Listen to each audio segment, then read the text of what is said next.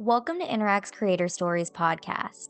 Interact is the easiest way to convert curious people into loyal and happy customers by using a lead generating quiz. On Creator Stories, we get to hear the entrepreneur's journey. This is a podcast about how those creators took their knowledge and experiences to carve out a place in the world, owned what they know is special about themselves, and turned it into a successful company. Today, we get to speak with Joanna May from Joanna May Marketing, who helps course creators use instructional design and email automations to create an evergreen course experience that mirrors a live course. All right, let's get started.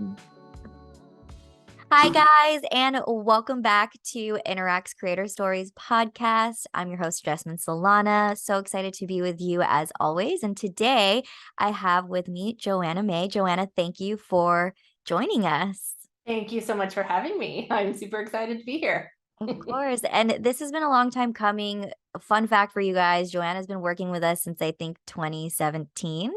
I think 18, but yeah. 2018, a long time. Like I feel like we've been at Interact around about the same time. Yeah, pretty close. Pretty close. So this has been a long time coming. Joanna, people have heard sort of your more formal bio. Do you want to kind of give us a little bit more detail, talk a little about oh gosh, wow, tongue twister. Talk a little bit about the customers that you serve and then take us back to the beginning. How did you get started in all of this? Sure. Okay. So I am Joanna May. And so my business is called Joanna May Marketing because it's a super original name, obviously. And so what I do is I love working with especially course creators to help them nurture their audience to finish their courses so that they achieve the transformation and then will tell their friends and buy from them again. So officially, I'm helping course creators grow their visibility and their revenue. And I do that in two ways. So I love email marketing. Jess knows this. I've worked with email marketing since I started my business in 2018, and so I use email automations to transform courses from that evergreen feeling that nobody really finishes into more of a cohort experience. So doing that through automations, checking in with them, stuff like that. So I use email automations, and then I also use instructional design. I was a teacher for like 15 years. And so I have a master's degree in instructional design back there. That looks so pretty. And it's been very helpful in keeping, I don't know, the picture frame filled.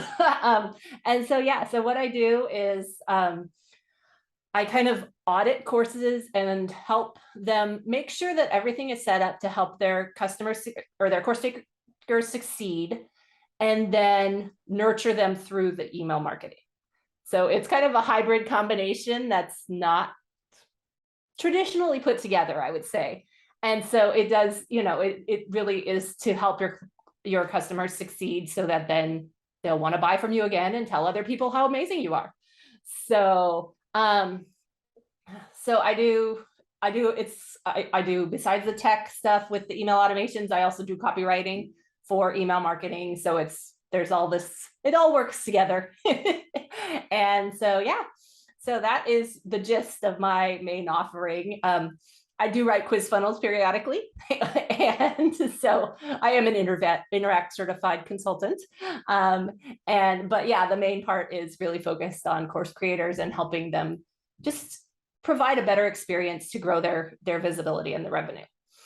Going back to starting my business, I did start out as a virtual assistant. And so that's actually how I started working with Interact, was as their blog manager. So that was one of the services I started out with. My original website is, and it's still active, is May Virtual Assists.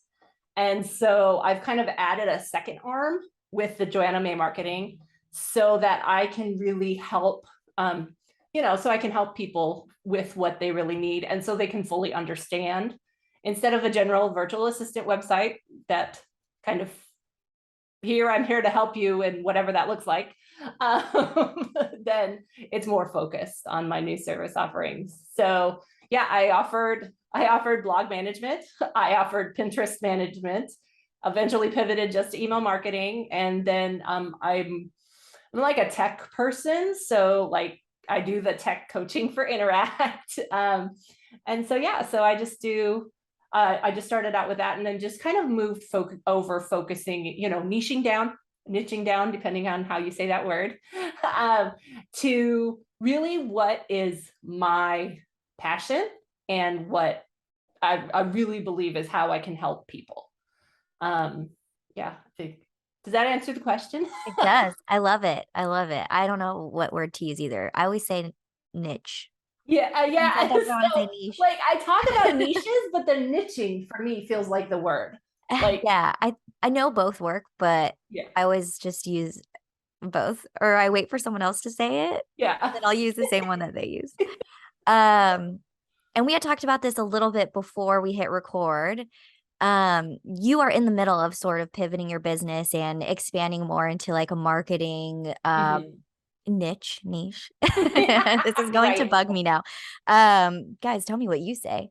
And you are expanding this. Tell me a little bit more about sort of what that decision was like to kind of go. I mean, you've been doing virtual assistant, Assisting. assisting. Gosh, Yes. wow, it's Monday for me, guys. But you've been doing Monday that for for quite. everybody. You've been doing that for quite a while, and you realized, okay, well, I'm doing sort of all this other work and it's more marketing focused. It's very like, there's more than just being a virtual assistant. So what was that decision like pivoting and just like finally making that move? So for me, my biggest drawback as to why I didn't want to change the name was because I do have a small SEO. I mean, like I have one blog post on Pinterest that is like the featured post on Google. And I'm like, what if no one can find me if I switch? And so for me, for a long time, that was like, okay, I'm not going to switch because I don't want to lose my little Google juice. Um, but then there's also people who come to my website, expect a VA. And my there is nothing wrong with being a VA. There are very qualified VAs, but pricing doesn't always match where I would like it to be when people expect a VA. And for me, that's a real thing because I want to be able to be successful at what I do. I want to be able to help people, but I am also working to, provide some support to my family and stuff like that. And that's not really possible if people are expecting a price point of, $5, $10, even $50. That there's it's and especially when I look at my experience and my background. Like, I have a master's degree, I have multiple years of experience at this. I am a certified consultant with Interact. I am a certified mailer light, expert. I have multiple things that support the idea of a higher price point that didn't fit with the title of virtual assistant. And then, yeah. I was gonna say that I feel like this kind of speaks to a bigger thing of this common misconception that if you call yourself a virtual assistant, you're just starting out. Right. This is like the first step before you start a business, sort of. Right. Yeah. And I have heard people say it in the past where they would say, I started out as a virtual assistant because I didn't know what I wanted to do. So I just did everything. Yes. So I totally hear what you're saying. It's interesting because, there's more to it than what you would think a virtual assistant would do. Right. Kind of do all these different things. Yes. But people expect that, oh, you're starting. This is a starter, so you should charge starter prices. But that's Right. not necessarily the case. Yeah, definitely. I mean, it is hard, you want to, like, you always worry about pricing yourself out of the market. And if someone is looking for a virtual assistant, quite often they don't know what they need. And then they might hire you for one thing, but then they'll keep asking you for other things, to do other things. And I don't like to say no to people, right? I want to be helpful, and I'm willing to help them, but it does add more on to the responsibilities. And I did end up doing things I hated. I did some email management where I was like managing in the inbox. Hated it. I did some social media stuff. Hated it. And I'm bad at it. So, so that is not, so I found that niching down has gotten me to a spot where I do things that I love. I love helping people, grow their courses. I love writing emails. I like subscriber emails, not like emails, for email management. I love instructional design. I love looking at analytics. I was meeting with a client earlier and we were looking at the analytics and like all the different things and where are these people coming from and solving mysteries. So it's, for me, I love that. And I love the opportunity to get to do that for my clients. And so I've just found that I can more effectively do it if I'm focused on what I want to do. And I do a better job if I'm doing what I want to do. So In this sort of period of transitioning, you're getting more clear on what your business is, what you're good at, what you like doing. Mhm. As I know you mentioned a little bit about feeling worried that people might not find you and you had that SEO juice going on, what does it feel like right now as it's been a few months and you are doing it, you're still doing it even though you had that fear. What is it like? So I am getting people to my new website, which is good. And is it fast? No. I mean, I have had clients come back to me with my, so then I've been able to talk to them about my new service offerings or whatever. And they've been very interested and receptive and stuff. It is a little bit like growing a business again, but now I kind of feel like I know how to do it. So I'm not, walking down a dark hallway with, the light, with no flashlight. I at least have a little bit of a flashlight because I've done this before. And so in some ways it's easier. In some ways it is kind of different because I'm so focused on what I know that I want to do that I don't I totally lost my train of thought. So, but that it's almost frustrating in that it's not happening faster because, I'm like, I know what I'm doing. It's people should just hire me for this. But obviously, there's a process you have to go through. So, Yeah, it's tough. It's definitely interesting, right? Like you think, "Oh, okay, it'll just kind of flow. Like I already had this momentum going. mhm, Once I make that pivot, then it should yes. be easy peasy or like it should happen twice as fast as the first time."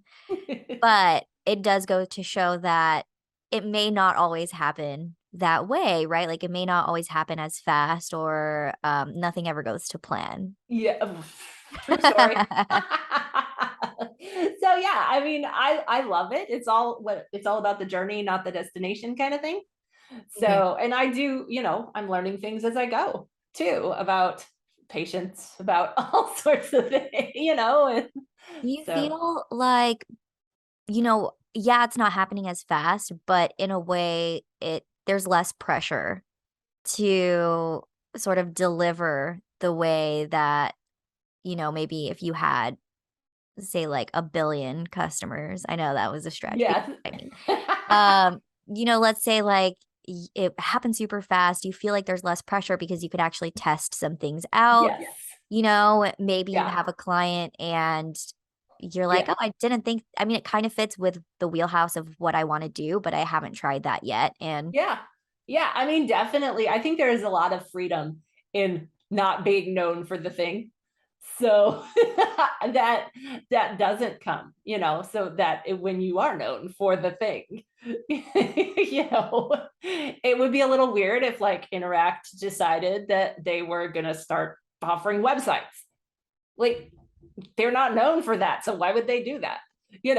But they could possibly explore things that fit with adjacent adjacent type things that might make sense. That they do have freedom within that, but again, completely different things. It's a lot easier to be anonymous and do things that way. So I think about this all the time with this sort of jump in like everybody wanting to be a creator on Instagram, on TikTok. But you get to a certain point and now everybody's watching you and yeah, every little move you make. And cancel culture is like such a thing right now. yes, So I totally hear what you're saying. yeah. So Something that caught my ear earlier was you had mentioned that you were a teacher for 15 years. yeah. So tell me about that. I feel like you very subtly said it. You're like, yeah, and then I started a business. Yeah, well, I mean, it's interesting coming from education. Like, being a teacher is so central to your identity because it's all about, that's what you do. I mean, part of the reason I left teaching was because I had kids and I didn't feel that I could be a good teacher and a good mom. It just is not possible. And while I still love education, I fully support, education. For me, it was it was just, I couldn't do it. And I couldn't do it as a mom and a teacher. And so I have all this information. I mean, before I left my job, I can remember crying to my husband, I don't know what I can do because I don't know how to do anything else. I knew how to teach, and that's it. And so it was hard. It was so hard leaving education. And I mean, I've since learned that I have a lot of skills that I used in education that have transferred over. I using tech is part of education. And I mean, teaching people how to use tech, that was like part of my job description as a teacher. And so like working with Interact, setting up these automations, all of that ties in directly with what I did as a teacher. And then the whole instructional design thing. I mean, I had to plan things so that people could learn. And that sometimes with course creators, that can be missing. They don't have that specialization as to, they know their content backwards, forwards, upside down, right side up, all the ways. But it doesn't always present itself in a way that people can easily learn. So just a little, and like most of us don't have, $15,000-$20,000 to hire an instructional designer who is focused on helping them learn, helping them develop all of the course materials, which is why I start with an audit so that I can help you, look at it and say, oh, this is working well. Here are some suggestions. And that's what I do. I look at the course, make suggestions for that. I look at the emails they're sending, make suggestions for that. And we go from there. And then they can decide, they're like, hey, this is great. And they can say, okay, I need you to take care of all of this. That's a lot. You do it. Yeah, exactly. Exactly. And so, that then goes to the next service. But some of them, they're like, oh, I love these suggestions. I can totally make these changes. Mm-hmm. And so then, I love that I've helped them, and, they can go on their way. For those that want me to do that, I love that I can do that for them, and they can, they don't have to worry about it. So it's just, in a way, you're still getting the satisfaction that you were as a teacher, just in a different way and with different people. It is. The ones I work with now are taller. At least I think they are. I mean, usually I only see about this much of them, but I really love that you sort of made this connection between transferring your skills from, what you were doing before to now. I think that, I mean, even teaching is a very different than if you were to start out in corporate or, Mhm. maybe you're in banking or whatever. Um, but if you are sort of thinking about starting a business on your own and you don't know where to start, but you just know, this is might be what it looks like, you really just have to peel back. Okay, what are my skills? What am Yes. I good at? What do I Hmm. like? And you don't even realize that that will transfer over into Yeah. a business that you can Yeah. actually have services and that can Yeah. become your offers. Yeah. I did a training on, it was for a client, focus on finding your niche or your niche. I pronounced it niche in that training, and that was hard because that was like 30 minutes of me saying that word repeatedly. But on finding your niche. And so it was, yeah, what are you good at? What do you like to do? And what does the market need? Hmm. Because if you don't consider that, you might have an amazing job that, or, have amazing skill set and amazing interests. But if nobody needs it, Yeah, you got to find the people that are willing to pay you for it too. right. So, That's I think the hardest part. yeah. But I feel like I've talked to a ton of people who, started out as side hustles. They don't always kind of have this realization, quit what they're doing and then just jump right into it. Mhm. So I sort of I love that there's this process or this formula that I don't know, maybe this needs to be an offer for you, Joanna, that you figured out of kind of figuring out like what that is and what that looks like. If you were to come to me and say like, "Yeah, I'm a teacher, but I want to own a business," I would probably be confused at first, like You're like, you're going to be a tutor? What are you going to do? yeah. And I mean, I did that for a while. I tutored when my boys were first, like, I took time off of teaching. But yeah, so I did that. And I was like, I can't be a tutor. I mean, just, there's not enough hours in the day for me to tutor for, yeah. So, Right. and I had to leave my family to go to the people's houses, right? Right. So, It sounds like that was sort of a really tough decision of, I love what I do, but I just, love my kids more in a sense, and that's where you want to be. So having right. to make that decision sort of selflessly for other people must have been super tough. It definitely was. I would say, I mean, it was partially selfishly too, because I mean, for me, for my mental health, for my time, I'm not gonna lie. I love that I work 4 or 5 hours a day as opposed to leaving home at 6:30 and not getting home till almost 5 and then having hours in the night to grade things, because that's the life of a teacher. Right. And so selfishly, I'm like, I need my sleep. I need my mental health. you know, so yeah. But I mean, also, yes, I did want to do what's best for my family and then also the kids that I was teaching, because they weren't getting what they needed or what I had been able to give them before I had my own children. Hmm. Right. So that was a big part of it, was because I didn't have the same amount of time, because I have to be a mom. I have to cook dinner. I mean, I don't have to, but it's either that or we pick up fast food every night. And for me, part of my identity of being a mom is I want to be able to feed my children healthy food too, So Was there a point where, you made this transition, you made the decision, you did it, but you were sort of in between getting started and you were like, shoot, what did I do? I would say yes. I actually taught part time for 2 years. I don't even know if you knew this. I taught part time for 2 years, from 2018 to 2020. I was also teaching part time. I was teaching 2 days a week. And so Tuesdays and Thursdays, we never met on Tuesdays or Thursdays because I was teaching those days. Um, and so, but I got to the point that I was losing money by teaching.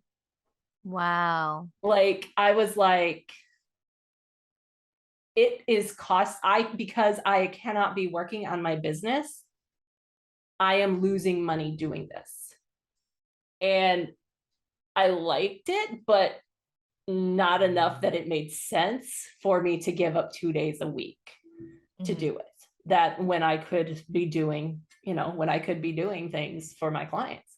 And so, yeah, it was the end of the school year in 2020. So the last 6 weeks of my teaching was virtual because of the start of COVID.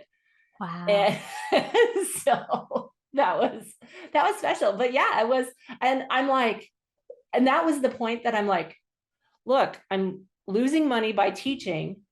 If I go back to teaching and did it full time, yes, I'd be making more money, but I'd be right back where I was.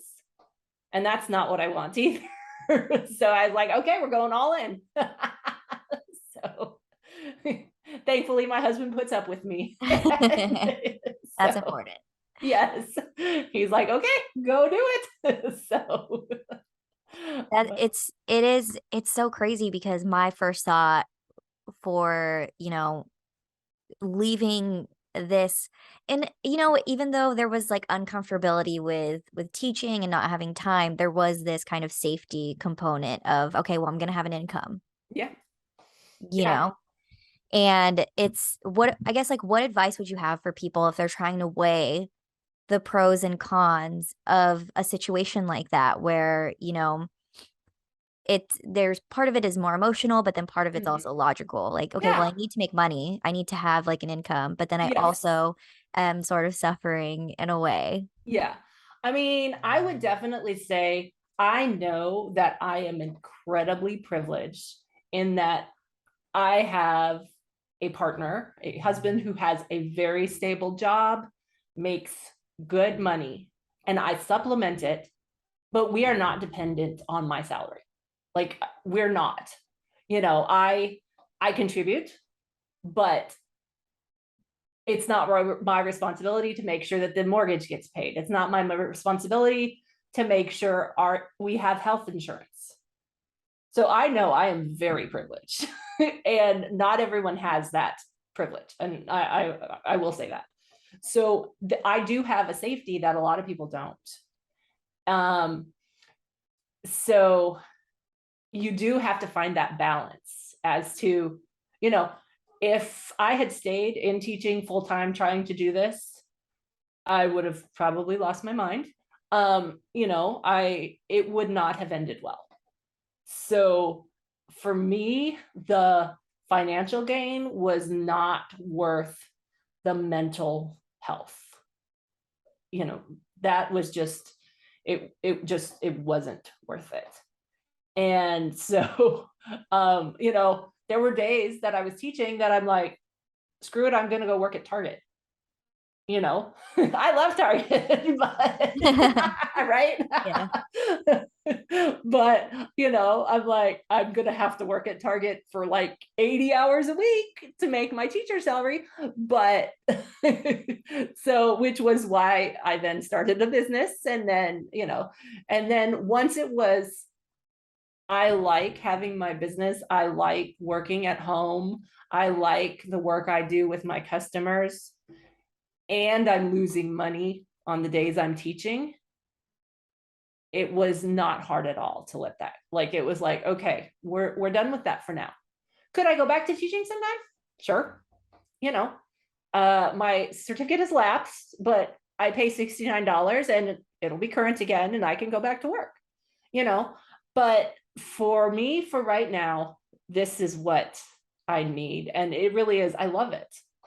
So I love that you said sort of finding the balance because mhm. you're right. Like there's different circumstances for different people. Maybe you're starting a business, but you're not married or you don't have like, another income to kind of fall back on. Mhm. Or maybe you're the breadwinner, like things like that. Yeah. There's different circumstances. So it's just sort of like, okay, taking a step back Mhm. and really kind of weighing those out of, okay, what can I, let go of? What do I need to keep? What's the biggest Right. priority for me? Yeah. Yeah. I mean, if I had to provide insurance, that would be, that would be the thing, because again, we can talk about insurance in the US and all the things, but yeah, I mean, because my family comes first. So that is what it is. So I anyway. love that. When you were going through this and you finally made the switch, I guess, was there a part of you in that uncertainty that you had feelings of, should I just go back to teaching? Should I go back? Or if that wasn't the case, how did you kind of talk to yourself or, support yourself in that, hey, you can do this. Stick it out for a little bit longer. What did that part look like? I would say, I mean, I still have days that I'm like, am I really sure that this is it? You know, but then I'm like, no, I love this. There are the bad days, there are good days. In every situation, there are bad days, there are good days. And so you just have to figure out, do the good outweigh the bad? If there are more bad than good, you might need to make a change. If it's But also there's also a sense of commitment in that, I knew I wasn't quitting my job before my contract was up. That was a thing. So I'm like, I will stick it out till the end of the year, you know, um, because I've only ever worked as a teacher. So there's always that set time, you're like, I only have to make it to the end of the school year and then I can make a choice. Whereas in a job, like your job, what, 2 weeks notice if you really, if you're like, I'm done here, you give them 2 weeks and you're done. Yeah. So, in my contract, it's 30 days. So like when I'm working with a client, if we're on a retainer thing, then it's like, we have to give 30 days notice and then we're done, so it's a little bit different. Or if it's project based, it's the project gets done, or we decide that this isn't working and then, Right. but yeah, but I mean, it really is, every situation is different. And so, yes, there were days when I was teaching that I had to give myself pep talks. There are days now that I have to give myself pep talks. So I think moral of the story is always give yourself pep talks because they work. yeah, it's true. I mean, I talk a lot. I talk to myself a lot too. And so some days I need other people to give me pep talks. And so, having those people that think you're amazing and tell you so is great. My husband does that. My mother does that. Those are My important. children do that. So, Oh, that's important. but yeah. I love that. Well, Joanna, thank you so much for telling us your story. So inspiring. I have two questions that I Okay, close out with if you're open to it. sure. Okay, so second to last question, what are three things most people would not know about you? Um, Three things. First thing was I actually lived in the Middle East for 4 years. Wow, I feel like you might have told me this. I've told you that, but I Yeah. talk to you more than other people. So I lived in Dubai, which is why I have the Dubai skyline right here Love that. out of Legos. So that's one thing. Kind of tied with that, I know about 7 words in Arabic, even though I lived in the Middle East for four years. I know 7 words of Arabic. The third one, I love to sing. Oh, that one I did not know at No, all. you didn't know. I don't do it a lot, but like I make up songs for my sons to wake them up in the morning, and like I sing in the car. So the boys and I jam out to like music from the 80s, 90s, and today kind of station.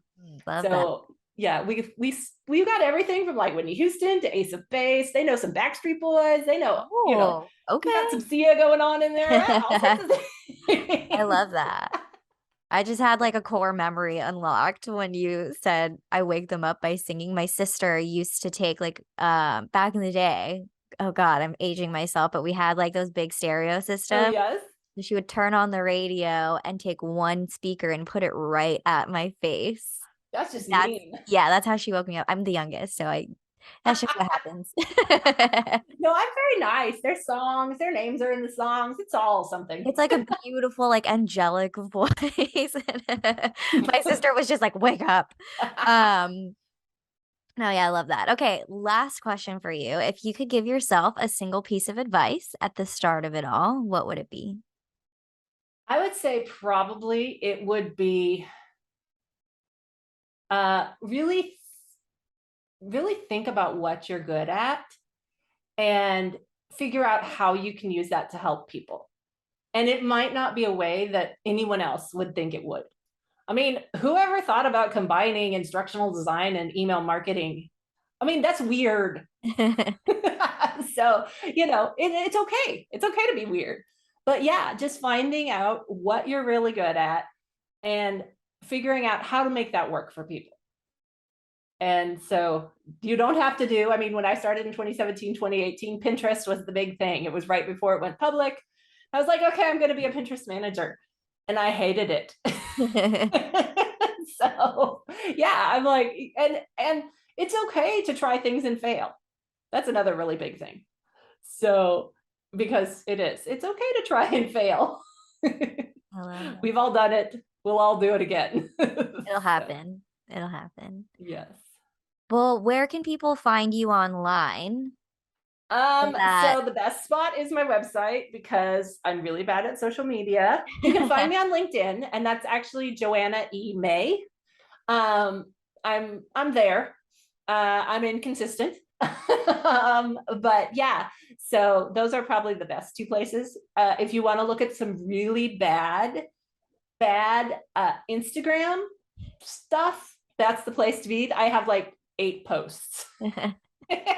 I go through spurts and they're about a year in between. It's fabulous. At least you let people know so they'll get there and wonder if it's real or not. Yes, no, it's real. It's me. I'm just bad at it. Reason number 587, I don't offer social media marketing as my offerings. So, and then your website URL. Yes, that is joannamaymarketing.com. Don't go to Joanna May. She's an artist in the UK. I tried so many combinations and I'm like, and we're going with this. So yeah. Joanna May Marketing. Love and it. My last name is actually May. It's not like 2 first names. That's my actual real name. I always wondered that. Yeah. So yeah. Now I know. That's another thing that I didn't know about you. Yes. We've known each other for so long. It is very true. Joanna May is I actually got married to become Joanna May. Love so it. And we'll link that for you guys. So you will have that in the show notes. But Joanna, thank you so much.